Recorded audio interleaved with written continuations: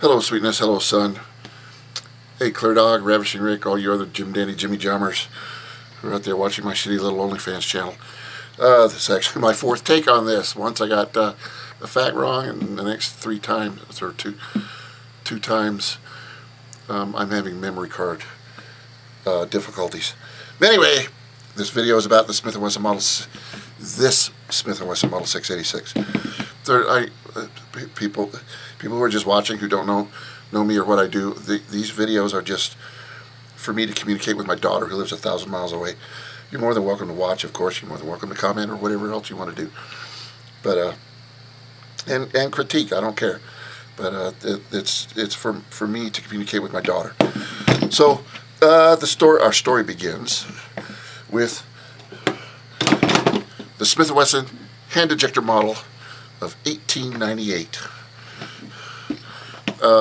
And they made the 38 Smith & Wesson 38 Special, and then came the 38 Special, and it was a black powder cartridge, then it was a smokeless cartridge. And then later on it became the Smith & Wesson Military and Police, same gun. And then in the 1950s is when Smith & Wesson changed their naming conventions to call this the Model 10. And this was popular up through the 60s and probably into the 70s. Police departments, militaries all over the world, security guards, prison guards, border patrol, you name it, they carried these. Mostly these. Yes, there were other guns.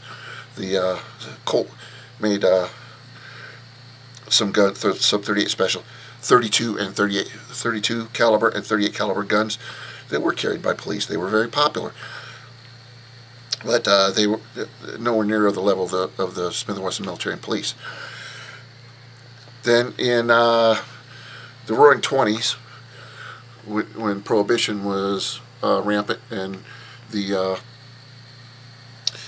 gangsters, mobsters, they were using cars, and the 38 Special, their 158 grain lead round nose bullets, fired at like 700, 800 feet per second. They wouldn't penetrate car doors, and they were just, they were no bueno. They were not doing a good job. And the police said, yeah, we need something. And Elmer Keith and his Mad Lad crew, they souped up the 38 Special cartridge really hot, and they put it in a Smith & Wesson end-frame revolver, the big boy. They call it the 3844. This is not a 3844. But anyway, they souped it up really hot, and they put it in, and then they modified the cartridge case so they couldn't load it in the 38 Special, and they made the registered Magnum. This is not a registered Magnum. This is a Model 27. So that was in 1935. And then, so this was the first and only 357 Magnum up until 1953, when Colt came out with their, they call it the Colt 357 Magnum I-frame, or the Colt 44, correction, 41. That was the names of the gun.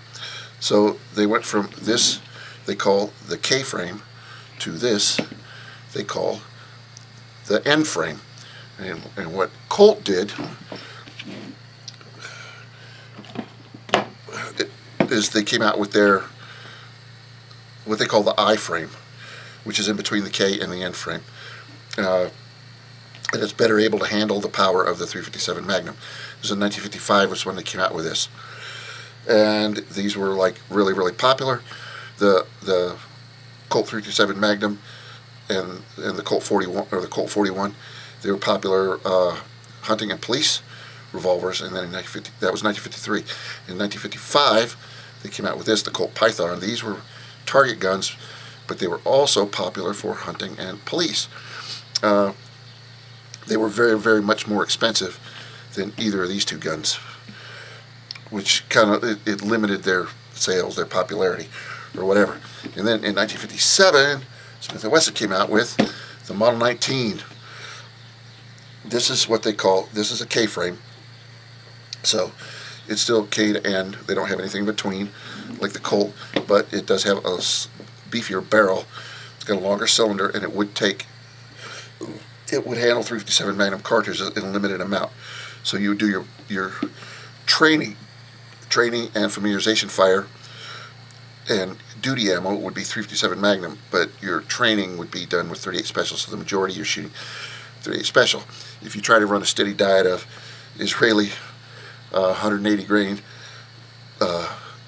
full metal jacket, round nose, ball, stupid hot, as a steady diet through these hundreds and hundreds of rounds, well, you break them. Ask me how I know. This is my second Model 19. That's how I know. All right, enough of that nonsense. So for 25, 26 years, Smith Wesson didn't have anything that would compete with, let's see, it was 15, 25, yeah, about 25, 26 years. They didn't have anything that would compete directly with this medium frame, well, medium plus really. This is, they had the J frame is a small frame, and they, I think I think Colt calls that their D frame, and then their K frame. This is their medium frame, and then the medium plus frame, and then large frame. This is what they made their 45, 44 on.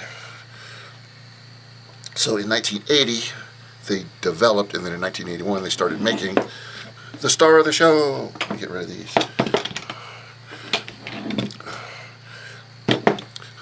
The Smith Wesson 586 and 686.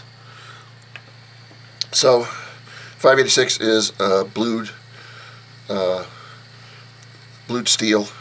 686, the 6. The 5 is steel. 6, stainless steel. So that's Smith & Wesson naming conventions. And this was the L frame. So this is the same frame, similar, not the same, similar frame size to the I frame Colt. Let's see, Colt I frame. Their small one is their D frame, and then this is their. Oh, who's that? Is that Gunkel? No, that's Mom. All right. So, you know, I've had this for a long, long time. You can plainly see I've had it for a long, long time. But these will take a steady diet of 357 Magnum. This is that was 1981 they started making these.